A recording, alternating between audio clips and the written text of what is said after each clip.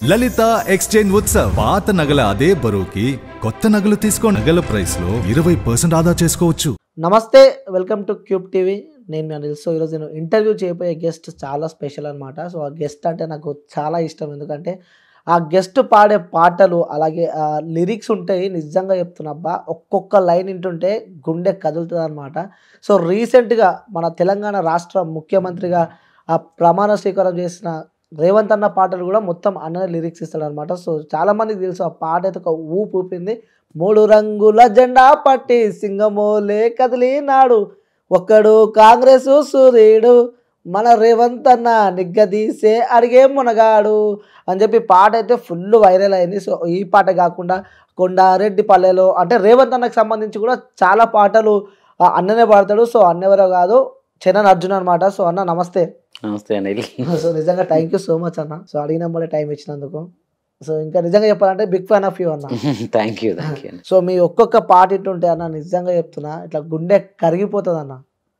అసలు ఏంటన్న సీక్రెట్ ఏంటన్న అసలు? అంటే అవన్నీ అంటే నువ్వు చెప్పే పాటలు ఇండిపెండెంట్ సాంగ్స్ కదా, అవన్నీ ఏంటంటే నేను ఎక్కువ మూలాల నుంచి తీసుకుంటాను. అంటే ఎక్కువ కల్పనలని పాటగా అది సినిమాల్లో చేస్తుంటాం. కానీ నేను కూడా సినిమాకి వెళ్ళినప్పుడు నేను ఇమాజినేషనే ఎక్కువ ఉంటుంది.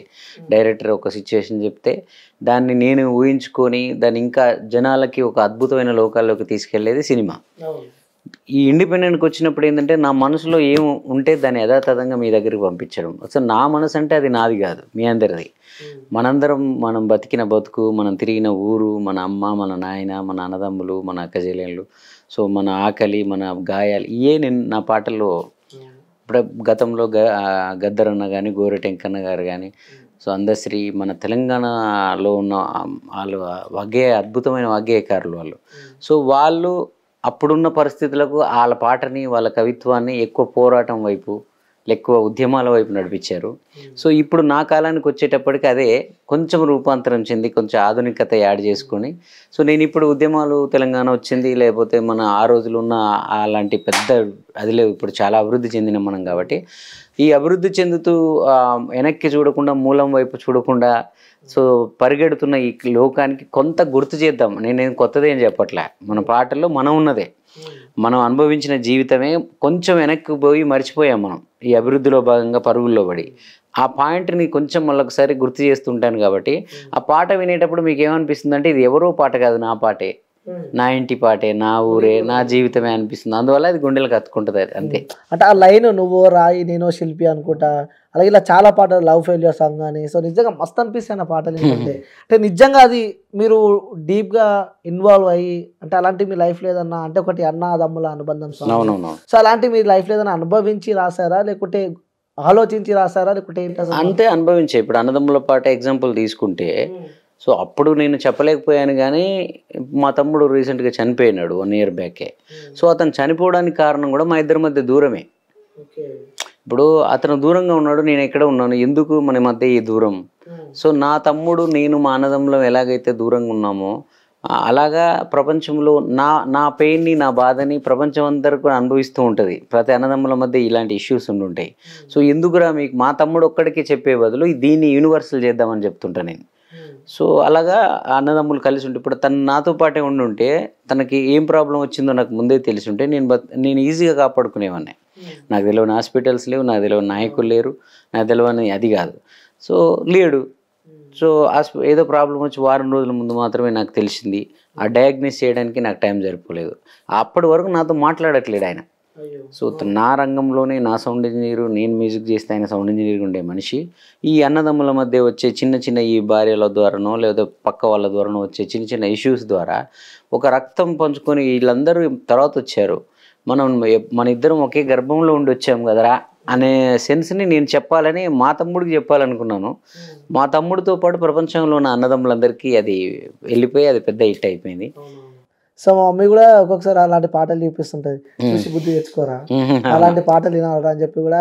అదే ఇలా అమ్మా నాన్నలకి, తల్లిదండ్రులకి చాలా రోజులుగా సినిమా పాటలన్నా, మామూలు పాటలన్నా, ఏం పాటలు వింటే కూడా చెడిపోతుంది పిల్ల అని చెప్పి తల్లికి సాటుగా చెవుల్లో హెడ్ ఫోన్స్ పెట్టుకుని వినే రోజులు ఇవి. అందుకే ఇలాంటి సమయాల్లో కూడా పెద్దవాళ్ళే వినండిరా మీరు ఈ పాటలు నేను వినిపించేలాగా నేను కొన్ని చేయాలని దాంట్లోంచి ఎంచుకున్నదే ఇండిపెండెంట్ రంగం. ఓకే. ఇది ఇంకో పాట కూడా మీరు ఇది నువ్వో రాయి నేను శిల్పి లిటరల్లీ మా ఆఫీస్లో కూడా పిచ్చి అభిమానులు అన్న మీకు ఆ పాటకి.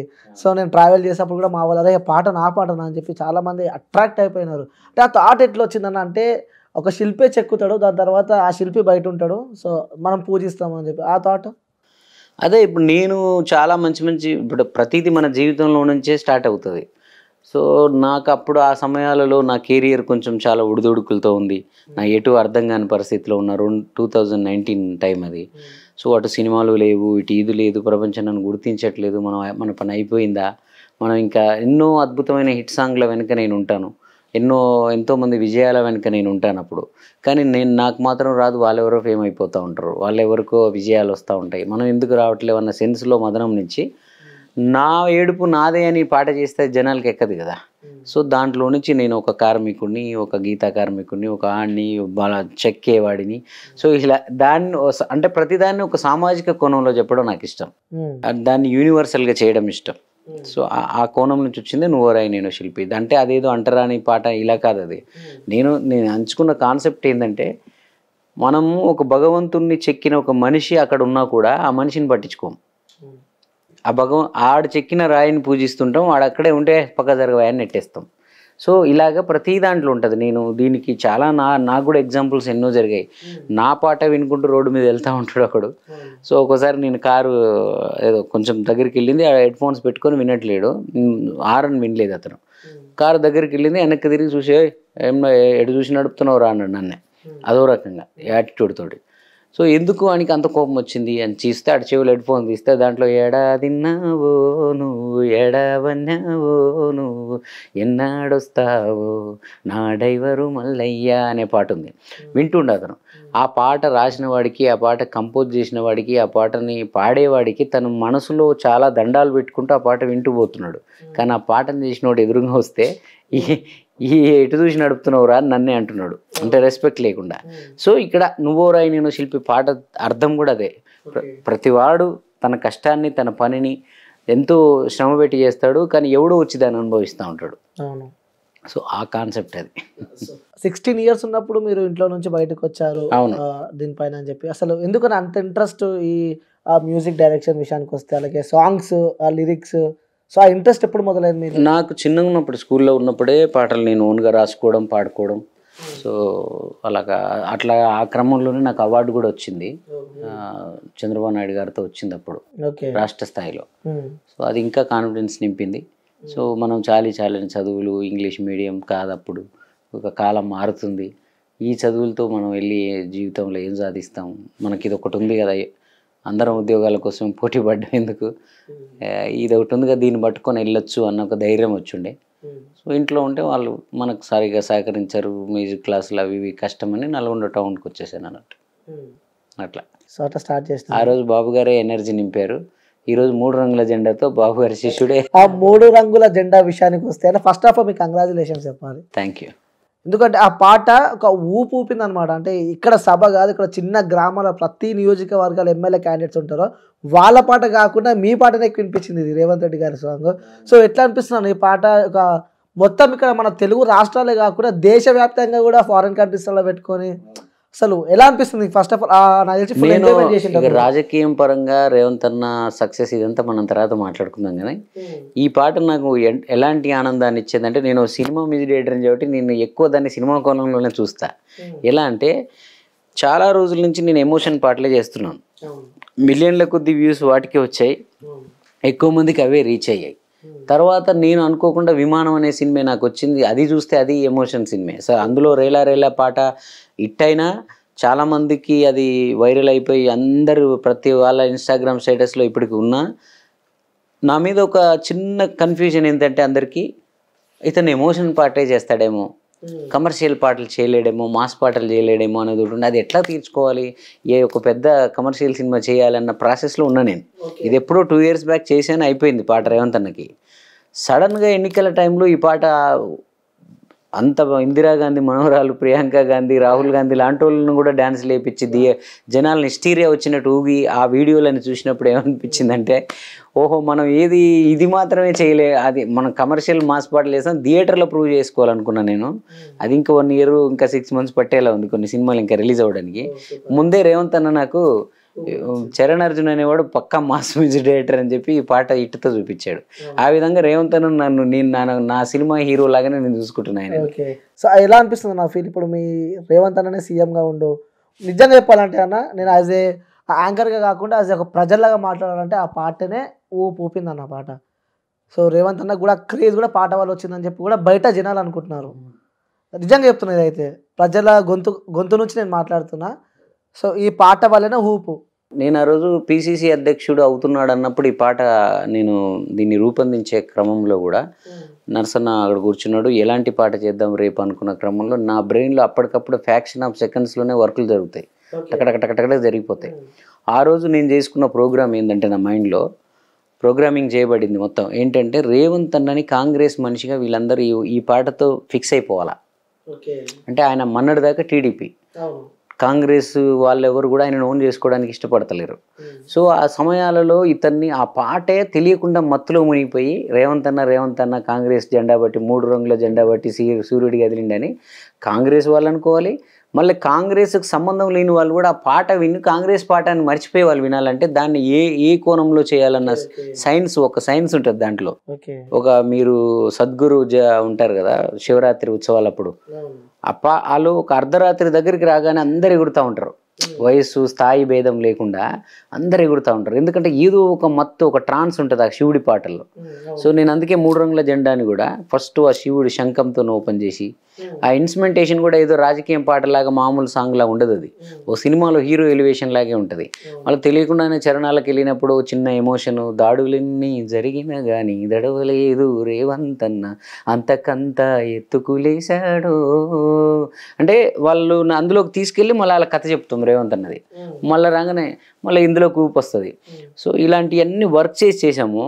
సో ఈరోజు అది అంటే మన లెక్క తప్పలేదు. ఎప్పుడూ నేను ఒక అన్నదమ్ముల పాట చేసిన, నాన్న పాట చేసిన, ఇంకోటి చేసిన, పొలిటికల్ చేసిన, ఏ రోజు నా లెక్కలు తప్పలేదు. సో నన్ను లెక్క తప్పకుండా నన్ను ఎప్పుడు గెలిపిస్తున్న ప్రజలదే, మీలాంటి అభిమానులదే ఆ గెలుపని నేను అనుకుంటున్నాను. నిజంగా సూపర్ అన్న, ప్రతి పాట హిట్, ప్రతి పాట మిలియన్స్. సో క్రేజీ అయితే అది. సో రేవంత్ అన్నది ఇంకోటి అన్న, రేవంత్ అన్న పాటలు మాక్సిమం మీరే రాస్తారు అవును అని చెప్పి నేనైతే వాస్తవనా? నేను 2015లో అన్న జైలు నుంచి బయటకు వచ్చేటప్పుడు ప్రయాణం మొదలైంది నాకు ఆయనకు పాట. ఓకే, అప్పటి నుంచే ఆ తెలంగాణ పులి బిడ్డ నిన్ను మరువబోదు ఈ గడ్డ నీ మాటే, అందులోనే మీరు ఈ రోజు జరిగిన విషయాలన్నిటినీ మీరు అందులో నేను చెప్పేశా. అంటే కొడంగల్లులో చిన్న దొరలందరిని తరిమి కొట్టినాడు, రాష్ట్ర స్థాయిలో పెద్ద దొరతో యుద్ధానికి సిద్ధమైనాడు, ఎంత దొక్కితే అంత పైకి లేస్తాడు. సో రేవంత్ అన్న అని చెప్పి ఆ రోజు 9 ఏళ్ల క్రితమే నేను ఆ పాటలో చెప్పేసాను. ఇక అప్పటి నుంచి అన్నకు కూడా సెంటిమెంట్, ఏ కార్యక్రమం మొదలుపెట్టినా అక్కడి నుంచి కాంగ్రెస్లోకి వచ్చిన, మళ్ళీ కాంగ్రెస్ ఈరోజు ఎన్నికల యాత్ర మొదలుపెట్టేటప్పుడు ఇంద్రవెల్లి కొండల్లో దండు అది నేనే రాసిన, నేనే కంపోజ్ అంటే ఉన్న ట్యూన్ రేవంత్ అన్న ఇచ్చిండు. అది ఆ ట్యూన్కి నన్ను రాసి దీంట్లో చేయి చరణ్ అని చెప్పి తర్వాత 3 రంగుల జెండా ఇవన్నీ అంటే అన్న ప్రతి దాంట్లో సెంటిమెంట్గా అనుకోకుండా. నాకు ఒక బాధ ఉండేది అనిల్, ఏంటంటే ఇప్పుడు చంద్రబాబు నాయుడు గారితో వెళ్ళి కూర్చుంటానే ఆయన ముఖ్యమంత్రి కాదు, 3 గంటలు 2 గంటలు మాట్లాడుతూ ఉంటాను. రేవంత్ అన్న బిఫోర్ ముఖ్యమంత్రి కూర్చున్నాను. సో ముఖ్యమంత్రిగా ఉన్న మనుషులతో ఎవరితో నేను ఇంతవరకు ఒక ముఖ్యమంత్రితో నాకు సెల్ఫీ లేదు స్టిల్ ఈ రోజుకి. ఈవెన్ రేవంత్ అన్నది కూడా ఇంకా లేదు నాకు ఆఫ్టర్ సీఎం అయిన తర్వాత. సో ముఖ్యమంత్రి లెవెల్ మనుషులతో కూర్చొని రాష్ట్రంలో కళారంగం అభివృద్ధి, లేకపోతే నాకు కొన్ని ఐడియాలు ఉన్నాయి. మన కళాకారులు తెలంగాణలో మట్టిని ముట్టుకుంటే పాట వస్తుంది, కొమ్మను ముట్టుకుంటే రాగం వస్తుంది. సో కొమ్మల్లో కోయిలలు కూస్తాయి అనేది నిజమో కాదో కానీ మన తెలంగాణ ప్రతి పల్లెలో కోయిల ఉంటుంది, 4-5 కోయిలలు కూడా ఉంటాయి. సో అద్భుతమైన రచన గద్దర్లు, గోరెటెంకన్నలు ప్రతి ఊర్లో ఉంటారు. మనకు వీళ్ళందరిని ఒక వేదికలాగా చేసి వీళ్ళందరికీ ఒక అద్భుతమైన గౌరవాన్ని ఇవ్వాలి. ఇలాంటి ఐడియాలని ముఖ్యమంత్రులతో డిస్కస్ చేయాలని నా కోరిక.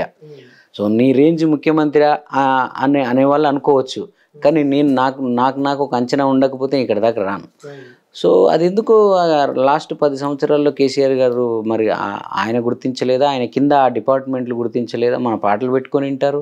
ఏ పల్లె పిల్లోడు అనే ఒక పాట కూడా ఈ కారణంతోనే చేసాం. అది అంటే రాజ్యం ఏలుతున్న వాళ్ళతో సీఎంతో మంచిగుంటే బాగుంటుంది. రేవంత్ అన్న మనిషినే, నేను రేవంత్ అన్నకే పాటలు చేస్తున్నా. కానీ కొందరు ఐడియాలు ఇచ్చారు, కొందరు ఏం చేశారంటే అప్పుడు కూడా నేను ఓన్లీ ఆయన పాలసీల గురించో పార్టీ గురించో ఆ పాటలో చెప్పలేదు. మీరు బాగా అబ్జర్వ్ చేస్తే జస్ట్ వ్యక్తి గురించే వ్యక్తిగతంగా మీరు ఉంటుంది. అది చెప్పాను నేను అవన్నిటిని నేను సమర్థించలేను. నాకు నైతిక విలువలు ఉంటాయి. నేను రేవంత్ అన్న యుద్ధంలో ఉన్నా. సో అందుకని నేను నీ పార్టీ గురించి, నీ పథకాల గురించి, నీ పాలసీల గురించి నేను పాటలు చేయను. కానీ నా కథాగానం అనే కాన్సెప్ట్ ఉంది నాకు. అందులో అర్హుడు కేసీఆర్ గారు. ఆయన కథని పాటగా చేయడానికి మాత్రం ఆయన అర్హుడే. ఒక వ్యక్తిగా ఆయన కేసీఆర్ గారు నాకు ఇప్పటికి ఇష్టమే. సో అది చేసాం. కానీ ఎందుకు వాళ్ళు పిలవలేదు, వాళ్ళ దగ్గరికి రాని. మరి ఆ చుట్టూ ఉన్న ముల్లె కంచెలు మన తెలంగాణ మనుషులు ఎట్టుంటారంటే ఒకడికి దొరికితే వాడే తిందాం, ఇంకొకరిని రానివ్వద్దు. అన్న నాకు ఒక డౌట్ అన్న, ముఖ్యంగా అంటే మిమ్మల్ని అడుగుతున్నాను, డౌట్ ఇంతవరకు అడగలేదు. సో నాకు కాదు డౌట్, తెలంగాణలో ఉన్న చాలా మంది కోట్లాది జనాలకు ఉన్న డౌట్ ఇది. సో ఏదైతే సింగర్స్ ఉంటారో, పాటలు పాడతారో, సో ఇన్ని రోజులు నాకు కాంగ్రెస్లో సింగర్లు ఎవరు కనిపించలేదు. అవును, చాలా మంది అసలు కనిపించలేదు. సో ఎక్కువ బీఆర్ఎస్ పాటలు పాడుతున్న వాళ్ళు, కేసీఆర్ దగ్గర ఉన్న వాళ్ళు, తెలంగాణ దానిపై పాడుతున్న వాళ్ళే కనిపిస్తున్నారు. సో ఇప్పుడు మరి వాళ్ళ పరిస్థితి ఏ విధంగా ఉంటుంది అంటావు ఇప్పుడు? ఎందుకంటే ఇంతకుముందుకి నేను చాలా వరకు ట్రై చేశాను. లాస్ట్ 3 months బ్యాక్ కూడా రేవంత్ అన్న పాపం వేదికల మీద నాకు వాళ్ళలాగా పాటలు పాడే వాళ్ళని సెట్ చేయి చిన్ని అని చెప్పాడు. చెప్పితే నేను కొందరిని అడిగాను, రండి మీ లైఫ్ బాగుంటుంది, మీ ఫ్యూచర్ బాగుంటుంది, సో రేవంత్ అన్న మంచోడు, చూసుకుంటాడు మనలందరిని అంటే ఎవరు ఆ మైకంలో ఉండి అసలు వాళ్ళకి అర్థమే కాల. మీకు వల్లాల వాణిక్ అని ఉంటుంది కదా, సో ఆమె నాకు ఎప్పుడు ఈ కేసీఆర్ కథాగానం పాడిన తర్వాత నాకు కేసీఆర్ కథాగానం అంత వైరల్ అయిపోయిన తర్వాత కూడా ఎవరు రెస్పెక్ట్ ఇవ్వలేదు, ఎవరు పిలవలేదు అనే కోపంతో నేను మొత్తం డిస్కనెక్ట్ అయిపోయా ఈ తెలంగాణ గవర్నమెంట్కి, కేసీఆర్ గారికి. అప్పుడు మళ్ళీ బర్త్డే అని వచ్చి, తను పిఆర్ఓ గారు ఉంటారు వాళ్ళ సైదిరెడ్డి గారు, మళ్ళీ బర్త్డే అని వచ్చి తమ్ముడు ఈసారి ఒక్కసారి పాట చేయంటది. అక్కడ నేను చేయనాక నాకు మనసు రావట్లేదు, నాకు ఇష్టం లేదు. అప్పుడు తెలంగాణ అంటేనే ఆత్మగౌరవం అంటారు వాళ్ళే, నాకుండదు ఆత్మగౌరవం. నేను నీకోసం అంత గొప్ప పాట చేస్తే కనీసం మర్యాద ఒక ట్విట్టర్లో కేటీఆర్ గారు ట్విట్టర్లో చిన్నది వేసి చరణ్ అర్జున్ అని అభినందనలు వేసిన మా నాన్న గురించి ఇంత గొప్ప పాట చేసామని చెప్పి కొడుకుగా తన బాధ్యతగా తను ట్విట్టర్లో పెడితే సినిమా ఇండస్ట్రీ అంతా నేను ఎవరో ఒకరోజు తెలుసుకుంటారు కదా, నాకు నువ్వేమి ఇవ్వాల్సిన అవసరం లేదు. అరే ఎవరి చరణ్ అర్జున్ అనే ఎంక్వైరీ మొదలైంది కదా, నువ్వు అది కూడా చేయలేవా నీ తెలంగాణ బిడ్డకి? సో నేను బాగుపడితే ఎంతమందిని బయటికి తీసుకొస్తాను, నేను గట్టి ఉన్న అయితే ఎంతమంది సింగర్లకు ఎలివేషన్ ఇస్తాను తెలంగాణలో. ఆల్రెడీ ఇంతమందికి ఇచ్చాను. ఈరోజు నరసన్న అయితేంది, కనకవ్వ అయితేంది, ఈరోజు ఇంట్లో చాలామంది సింగర్స్ ఉంటారు, చాలామంది ఆర్టిస్టులు సెట్ అయ్యారు. సో అదొకటి నాకుండే. అయితే చాలామంది భయపడ్డారు. ఈవెన్ మేము తెలంగాణ పులిబిడ్డ పాట చేసేటప్పుడు కూడా కోరస్ పాడటానికి ఎవరు రాకపోతే నేను నరసన్న పాడాం. మెయిన్ సింగర్ కూడా సంతోష్, పాపం వాడు భయానికి, సరే అతని తప్పు కూడా ఏం లేదు, పొట్ట తిప్పలు. సో నాకేదో ఉద్యోగం ఉందన్నా, నన్ను ఏమన్నా చేస్తారేమో అన్న, నా ఉద్యోగం బీకేస్తారేమో నన్ను ప్లీజ్ అన్నా అంటే నీ పేరు చెప్పము, ఏం చెప్పము, నువ్వు పాట పాడిపో, నీకేమన్నా అయితే నేనున్న తమ్ముడు, నేను సినిమాలలో నేను వాడిచ్చి నేను పెద్దోని చేస్తారా అన్న పాడాడు. నేను ఆ కృతజ్ఞతతో రేవంత్ అన్న చెప్పంగానే మళ్ళీ తననే పిలిచా మొన్న 4 months బ్యాక్. పిలిచి ఇట్లా వేదికల మీద అన్నతో పాటు వెళ్ళడానికి కావాలంట ఒక టీం లాగా, మీరు రండి అంటే అప్పుడు కూడా తను భయపడ్డాడు. మళ్ళీ వేరే ఉన్నాడు వల్లాల వానెక్క, తను ప్రతిసారి తమ్ముడు పాట చేయి, ఈసారి చేస్తే నాకు ఈ పోస్ట్ వస్తుందట, ఈసారి చేస్తే చొప్పదండి ఎమ్మెల్యే టికెట్ ఇస్తారు, ఇలా అని నన్ను బతిలాడుతుంటే నాకు ఎలా ఉంటుందంటే సమ్ టైమ్స్ నా సిద్ధాంతాలు, నా ఆలోచనలు, నా విలువలు పక్కన పెట్టి నా పక్కనోడికి హెల్ప్ అవుతుందంటే ఒకసారి ఆలోచిస్తా. సరేలే నేను ఈ పాట చేయడం ద్వారా వానెక్కకి ఏదో వస్తుందట కదా అని అలా చేసినవి 2-3 ఉన్నాయి. వాళ్ళు ఇవ్వలేదు సరికదా. మొన్న ఎలక్షన్ మూమెంట్లో కూడా నేను ఈ రేవంత్ అన్న వేదికల మీదకి అడిగినప్పుడు ఆమెను కూడా అడిగిన, అక్క నువ్వు ఇప్పుడు రా, నేను అన్న దగ్గర తీసుకెళ్ళి నిన్ను పరిచయం చేస్తాను, నువ్వు వేదికల మీదకి వెళ్ళాక ఇంకెన్నాళ్ళు నమ్ముకుంటావు వాళ్ళని, సో వీళ్ళతో ఉండక్క అంటే ఓమ్మో. ఆమెకు బీజేపీ నుంచి మోడీ గారి కథాగానం పాట పాడితే 50 లక్షలు ఇస్తా ఉన్నారు ఆమెకి. నేను నా దేవుడికి తప్ప ఇంకెవరికి పాడనన్నదా కేసీఆర్ గారికి, తప్పు లేదు. కానీ అంత అభిమానం ఇప్పుడు నువ్వు అన్నట్టు ఈ కళాకారుల పరిస్థితి ఏందన్నావు కదా, అంత పిచ్చి పెంచుకోవద్దంట. నేను ఇప్పుడు నేనున్నానబ్బా, నేను 2015 నుంచి నేను రేవంత్ అన్నకు పాటలు చేస్తూనే ఉన్నాను. కానీ రేవంత్ అన్న నన్ను బజాట్ లేలేగా, నన్ను స్టేజ్ల మీదకి పిలుచుకొచ్చుకొని నన్ను పాటలు పాడి చరణ్ నావుడు అని చెప్పలేగా. ఆయన విజ్ఞత అది, నువ్వు ఎదిగేవాడివి, నీకు ముద్రలు వద్దు, నీ పార్టీల ముద్రలు వద్దు అని చెప్పి మీరు అలాగే ఉండండి, నాకు చేయండి అని మమ్మల్ని కూడా కాపాడుకుంటూ వచ్చాడు ఆయన. మీ పని మీరు చేసుకోండి, నాకు అవసరం ఉన్నప్పుడు చేయండి అన్నాడు.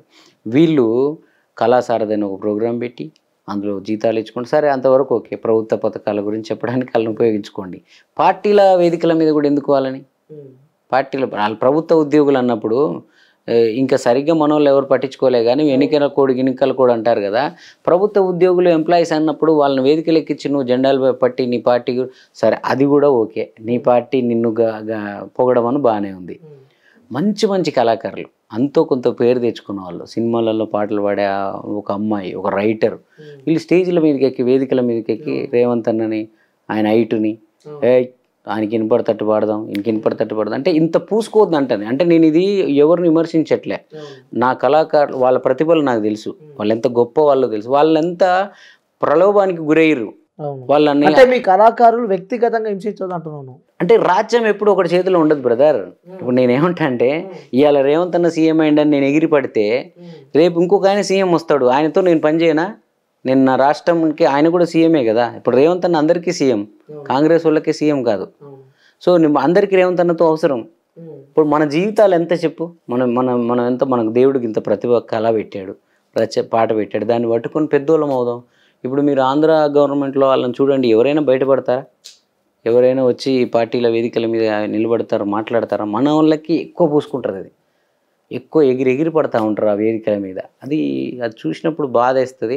నేను ఒకవేళ రేవంత్ అన్నగానే నాకు కలిస్తే, నాకు ఇప్పుడు అందరూ ఫోన్లు చేస్తున్నారు, నాకు మెసేజ్లు పెడుతున్నారు, ఫోన్లు చేస్తున్నారు. నేను నిన్న మన నుంచి టీవీలలో మాట్లాడుతుంటే, చరణ్ నువ్వు ఏదో మాకేదో ధైర్యంలాగా అనిపిస్తుంది నువ్వు మాట్లాడుతూ ఉంటే, మా పరిస్థితులు ఏందో అర్థం కావట్లేవు, మేము మరి అంటే బయటికి రావాలని ముఖం చూపించుకోవాలంటే కూడా వాళ్ళకి బాధ అవుతుంది. మన తెలంగాణలో ఆత్మగౌరవం ఉంటుంది, మంచోళ్ళు ఉంటారు పాపం. నేను నిన్న మొన్న అట్లా మాట్లాడాను కదా, నేను ఎట్ట బయటికి రావాలి, ఎలా ఆయనను కలవాలి, ఎలా ఈయనను కలవాలి, వీళ్ళు మళ్ళీ వస్తారా, ఇలాంటివి ఉంటాయి అందరికీ. సో నేను నాకు అవకాశం వస్తే, నా సినిమాలు నాకున్నాయి, నా మ్యూజిక్ నాకుంది, నా జీవనం నాకుంది, నాకు పెద్దగా ఏదో నేను ప్రభుత్వాల నుంచి ఆశించను. నేను ఏదో ఆశించి కూడా రేవంత్ అన్నకు చేయలే. ఆయన యుద్ధం, ఆయన పోరాటం నచ్చింది నాకు. ఆయన అందుకే జైలు నుంచి బయటకు వచ్చేటప్పుడు ఏం ఆశిస్తాం చెప్పండి మీరు? ఆ రోజే తెలంగాణ బుల్లిబిడ్డ పాట చేసిందంటే, సో ఆ ప్రేమ అంతే. రేవంత్ అన్న అంటే ప్రేమ ఉంది నాకు. సో నాకేమైనా అవకాశం వస్తే మాత్రం ఈ కళాకారులందరూ, మన తెలంగాణలో ఉన్న అద్భుతమైన కళలన్నిటినీ, కళాకారులందరికీ ఒక అద్భుతమైన వేదికని ఏదైనా తయారు చేయాలని నాకు వ్యక్తిగతంగానే ఉండేది అది. బట్ మనం ఇప్పుడున్న సమాజంలో వ్యక్తిగా మనం ఏం చేయలేం. అంటే అదే కాంగ్రెస్ పార్టీ, అదే రేవంత్ అన్న గారు మిమ్మల్ని పిలిచి రాజకీయాలకు ఆహ్వానిస్తే వెళ్తారా? నేను వెళ్ళాను రాజకీయం. కళాకారులకు ఏదో ఒకటి చేయాలంటే ఒక నాయకుడు అవసరం. నేను వెళ్ళాలన్నా, నేను వెళ్తాన్నా రేవంత్ అన్న వద్దంటాడు నన్ను. అంటే ఆయనకు నేను ఒక మ్యూజిక్ డైరెక్టర్గా ఎదగాలని కోరుకుంటుంది. ఎన్నోసార్లు పెద్ద పెద్ద కంపెనీలకు కూడా పంపిస్తాను, నా పేరు చెప్పి నేను ఫోన్ చేస్తాను కూడా అనేవాడు. ఏది లాస్ట్ 2 months బ్యాక్ కూడా అన్నాడు. నేనే ఉండి నా వల్ల రేవంత్ అన్న వాళ్ళ దగ్గర తగ్గడం ఎందుకు, నువ్వు ముందు నీ లక్ష్యం నెరవేర్చుకో అన్నా, నేను తర్వాత నాకు ఏదో ఒకటి చేయద్దులే అంటుంటా అనేది నవ్వుకుంటూ. సో నాకు తెలుసు నా సినిమా ఫీల్డ్లో నాకు సినిమాలు ఎలా వస్తాయో నాకు తెలుసు కాబట్టి అట్లా ఫోన్ చేసినా ఏదో మోమాటానికి కలుస్తారు, కానీ వాళ్ళు అక్కడ ఉండే లెక్కలు వేరే ఉంటాయి. సో అలాగా పిలిచినా రాజకీయ నాయకులమే అవ్వాల్సిన అవసరం లేదు కదా. గవర్నమెంట్ ఇప్పుడు అన్న రాజకీయ నాయకుడు కాదు, ఆయన ఒక గవర్నమెంట్. సో గవర్నమెంట్లో ఎన్నో ఉంటాయి, గవర్నమెంట్ కళాకారులకు చేయాల్సిన ఎన్నో విషయాలు ఉంటాయి.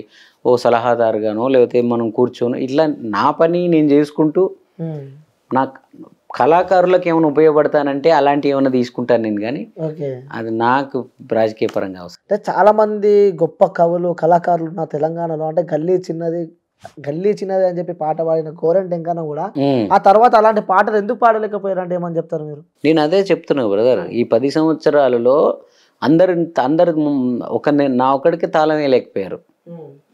నేను రేవంత్ అన్నతో ఉన్నాను, పాటలు ఆయన కావాల్సినప్పుడు చేస్తున్నాను. నాకు కూడా మధ్యలో కొన్ని ఫోన్లు వచ్చిండే తెలంగాణ పులిబిడ్డ తర్వాత ఎప్పుడో వచ్చిండే. నాకు రేవంత్ అన్న పర్సనల్గా ఇష్టం. సో నేను చేసుకుంటాను. మీరేమో నన్ను గుర్తించలేదు, మీరేమో నన్ను గౌరవించలేదు కదా, నన్ను ఎవరు గౌరవిస్తే వాళ్ళే నాకు ముఖ్యమంత్రులు అని నేను అప్పుడే చెప్పిన. సో నాకు భయం లేదు, ఎందుకంటే నేను అవసరమైతే యూట్యూబ్లో ఒక పాట చేసుకొని కూడా నేను మిలియన్ల కొద్ది వ్యూస్ తెచ్చుకుంటాను. నాకు ప్రజల ఆదరణ ఉంది. మిగతా వాళ్ళకు అవన్నీ లేక కూడా వాళ్ళకి ఎప్పుడు గవర్నమెంట్ ఉండాలి, లేకపోతే ప్రభుత్వంలో ఉన్న ఎన్నడూ అంటే మన తెలంగాణ వచ్చిన తర్వాత ఇదే గవర్నమెంట్ కదా పాపం. సో వీళ్ళతో బాగుండకపోతే మనకేమైనా ప్రాబ్లం అయితే ఏమన్నా భయంతోనే ఉన్నారు వాళ్ళందరూ. ఎవరికి ఇష్టాలు లేవు దాంట్లో, ప్రతి ఒక్కడు అసంతృప్తిగానే ఉండుంటాడు. ఎవరిని హ్యాపీగా ఉంచారు చెప్పండి? ఆయన అంటే అలాంటి కవులు కూడా అలాంటి సింగర్స్ కూడా తెరపైకి వచ్చి చాలా విమర్శించడం మనం చూస్తున్నాము. సో ఇప్పుడు ఎవరు కనిపిస్తలేరు సింగర్స్. ఇప్పుడు అప్పుడు ఏదైతే వాళ్ళందరూ ఒక మైకంలో ఉన్నారు పాపం, వాళ్ళని అలా ముంచారు వాళ్ళు. ఇంకా ఎప్పటికీ తెలంగాణ ఉంటుంది, ఎప్పటికీ బీఆర్ఎస్ఏ ఉంటుంది. ఇంకా వీళ్ళు ఇంకో మనిషి అసలు రేవంత్ అన్నా కానీ ఎవరు కానీ వీళ్ళకు ఇప్పుడు కూడా చూడండి, ఆయన ముఖ్యమంత్రి అయిన తర్వాత కూడా ఏ కలమన్నా కదిలిందా ఆయన మీద ఒక మంచి పాట? అదే ఇప్పుడు మళ్ళీ కేసీఆర్ గారే వచ్చి ఉంటే ఈ పాటకి ఎన్ని యూట్యూబ్ ఛానల్లో ఎన్ని పాటలు రిలీజ్ అయ్యేవి మీరు ఆలోచించండి. కళలు కదలవు, గొంతులు పెగలవు రేవంత్ అన్న అంటే. ఎందుకోసం అనుకోవచ్చు అట్లా అంటే వీళ్ళందరూ దీనికి అలవాటు పడిపోయారు ఇక్కడ నీలా. అంటే రేవంత్ అన్న సీఎం అవుతాడని కూడా వీళ్ళు ఎవరు కళలో కూడా అనుకోలేదు, ఊహల్లో ఉన్నారు. మేము ఆయనతో కలిసి కూర్చుంటాం కాబట్టి ఆ గంటలు గంటలు ఆయన వేదన విన్నాను కాబట్టి నేను. అంటే ఆయన ఎప్పుడు అధికారాన్ని పంచుకోలే, పోరాటాల వైపు, ప్రజల గాయాల వైపు, ప్రజల బాధల వైపు ఉన్నాడు ఆయన. అంటే ఏ బాధ పట్టుకొని దాన్ని హైలైట్ చేసి తను మాట్లాడాలంటే ఆయనకు ఒక పాయింట్స్ కావాలి కదా ఎప్పుడు. సో దాని మీదే ఎక్కువ స్టడీ చేసేవాడు ఆయన. సో కాబట్టి అవన్నీ నేను నాతో పంచుకునేవాడు. సో కాబట్టి నాకు అర్థమయ్యేది ఏదో రోజుకి నా సీఎం అవుతాడు అప్పుడే అనుకున్నాను. ఏదో రోజు ఈ రాష్ట్రాన్ని వేయలేదు అన్ననే, రాష్ట్రాన్ని గాడిలో పెట్టేది కూడా రేవంత్ అన్ననే అని నేను డైరెక్ట్ ఓపెన్గా చెప్పేస్తున్నాను. నేను ఈ తెలంగాణ రాష్ట్రం ఉన్న అన్ని ఒక ఇల్లు ఇది. సరే కేసీఆర్ గారు మన ఇంటి పెద్ద, ఇన్ని రోజులు పెద్దగా ఉన్నాడు, కానీ అన్నదమ్ములు, కోడన్లు, అల్లుళ్ళు అంటే వాళ్ళ ఇంట్లో అని చెప్తలేను నేను. రాష్ట్రం అనేది ఉదాహరణకు తీసుకుంటే వీళ్ళందరినీ గాడిలో పెట్టడంలో పెద్ద ఆయన ఎక్కడో మిస్ అయిపోయాడు. ఆయన వయసు రీత్యా కావచ్చు, లేకపోతే ఆయనకున్న సిద్ధాంతాలు ఆయన పెద్ద ఆకాశం వైపే చూస్తూ ఉన్నాడు, కింద నేలలో ఏం జరుగుతుంది ఆయనకు అర్థం కాలే. కానీ రేవంత్ అన్న నిన్నటిదాకా నేలలోనే ఉన్నాడు. సో ఆయనకు తెలుసు ఇక్కడ ప్రాబ్లం, అధికార పక్షంలో ఆకాశంలో లేడు ఆయన. సో కేసీఆర్ గారు ఆకాశం అంతే, ఆయన ఆకాశం అంత ఎత్తులో ఉన్నారు పాపం. అక్కడే ఆయనది ఏం తప్పులేదు, కిందంతా బాగానే ఉంది, అందరు నేను చెప్పినట్టు వింటున్నారు, నన్ను ఫాలో అవుతున్నారు అనుకుని ఉండొచ్చు. కానీ కింద ఏం జరుగుతుందో అనేది లేదు, కిందది రేవంత్ అన్నకే తెలుసు. తెలిసినోడు ఎప్పుడైనా అద్భుతాలు చేస్తాడు. మీతో ఏమని చెప్పేవాడు రేవంత్ అన్న? అంటే మీరు కలిసి ఉన్నప్పుడు కానీ తన రాజకీయం గురించి కానీ పక్క సీఎం అలాంటి ఇలాంటి చెప్పేవాడు. నాకు 2015లోనే చెప్పాడు, 2024లో నేను సీఎం అని.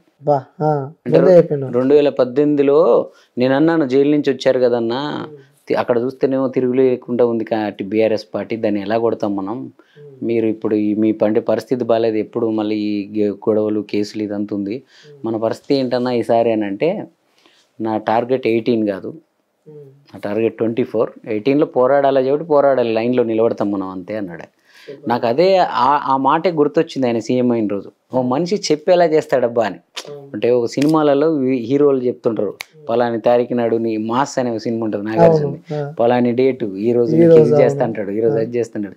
బయట నిజ జీవితంలో రేవంత్ అన్న అలా హీరోలాగా మాకు చెప్తూ చేసాడండి. కాల్ చేస్తారా సీఎం అయిన తర్వాత కూడా రేవంత్ అన్నతో? అంటే ఎప్పుడు రేవంత్ అన్న తన ఫోన్తో ఎవరికి చేయడు, ఫోన్లో నాకు కూడా చేయడు, నాతో వాళ్ళ బ్రదర్స్ వాళ్ళు ఉంటారు, వాళ్ళు అన్న మాట్లాడతారు అట అంటారు. సో నాకు మొన్న చేసింటే అందరిలాగా వచ్చి గుంపులో ఈ అడావుడిలో ఎందుకు, ఒక రోజు నేను ప్రశాంతంగా పిలుద్దాం చిన్నిని మాట్లాడదాంలే అన్నారు. నేను కూడా వెయిట్ చేస్తున్నా దాన్ని. అంటే చంద్రబాబు నాయుడు అంటే కూడా మీకు చాలా అభిమానం, చాలా ఇష్టం అని చెప్పి నేను చాలాసార్లు విన్నాను అన్న. సో ఎలా అనిపిస్తుంది అంటే ఆ క్యాడర్ నుంచి ఈ క్యాడర్ని చూస్తున్నారా? ఏ క్యాడర్ నుంచి? చంద్రబాబు నాయుడు తర్వాత రేవంత్ అనే వ్యక్తిని, ఇద్దరు టీడీపీ కాబట్టి ఆ పరంగా మనం చూస్తున్నారా? అంతే, నాకు చంద్రబాబు నాయుడు గారు, రేవంత్ అన్న, నేను మాదంతా ఏంటంటే మా ఇంట్లో కూర్చొని పెదనాయన చిన్న కొడుకులతో మాట్లాడినట్టు, మన బావ అయితే పెదనాయనతో మాట్లాడి ఇట్లా నా మైండ్లో వాళ్ళు నన్ను ఎలా ఫీల్ అవుతున్నారో తెలియదు, కానీ నేను అలా ఫీల్ అవుతా. అదే నా ఫ్యామిలీ బాబు గారి దగ్గరికి ఎప్పుడు పోయినా కూడా ఎవరో మా పెదనాయన ఇంటికో మా బాబాయ్ ఇంటికో పోయినట్టే ఉంటుంది నాకు. రేవంత్ నన్ను ఎప్పుడు చూసినా మా పెద్దమ్మ కొడుకో పెదనాయన కొడుకో లేదా మా సొంత అన్ననో అన్న ఫీలింగే ఉంటుంది. సో వాళ్ళు ఏమో చేస్తారని నేనేమన్నా చిన్నపిల్లని కాదు, లేకపోతే మనం ఏమీ లేని అసమర్థులం కూడా కాదు. మన పని మనం చేసుకుంటున్నాం, మన రంగంలో మనం విజయాలు సాధిస్తున్నాం. వాళ్ళు ఏదో చేయాలని మనం వాళ్ళతో పాటు కార్యకర్తలాగా తిరిగిన వాళ్ళం కూడా కాదు. సో నాకున్నది పాట, నా పాటని వాళ్ళ ఆశయానికి ఆయుధంగా వాడాను అంతే. నేను ఒక ఎవరైతే నిజమైన ఆశయం కోసం పోరాడుతున్నారో, ఎవరైతే నిజమైన యుద్ధం చేస్తున్నారో ఆ వీరులకి నా పాటను ఆయుధంగా ఇవ్వడం నాకు ఎప్పటికి ఇష్టం. మజా అది. అధికారంలో ఉన్న వాళ్ళకు ఇవ్వడం కన్నా కూడా ఇట్లా వీరులకి ఇవ్వడం ఇష్టం. ఓకే. కాకపోతే రేవంత్ అన్న ఏంటంటే ఈరోజు వీరుడు ఉన్నప్పటి నుంచి నేను తనతో ఉన్నా కాబట్టి ఈరోజు తను ఏం చేయాలనుకుంటున్నాడో ఆ చేయాల్సిన అంశాలకు కూడా నేను తోడుగా ఉండాలని అనుకుంటున్నాను. సో మీ తోటి కళాకారులకి, సింగర్స్ వీళ్ళందరికీ మీరు చెప్పాలంటే ఏం చెప్తారన్న మా ఛానల్ నుంచి? సో చాలామంది అజ్ఞాతంలో పోయినట్టు అనిపిస్తుంది, నాకు కనిపిస్తలేరు చాలామంది. సో వాళ్ళకి మీరు ఏమన్నా ధైర్యం ఇచ్చి నేను అదే చెప్తున్నా, ఇప్పటికైనా ఎప్పటికైనా ఏంటంటే ఏమి కాదు, అందరం తెలంగాణ బిడ్డలమే.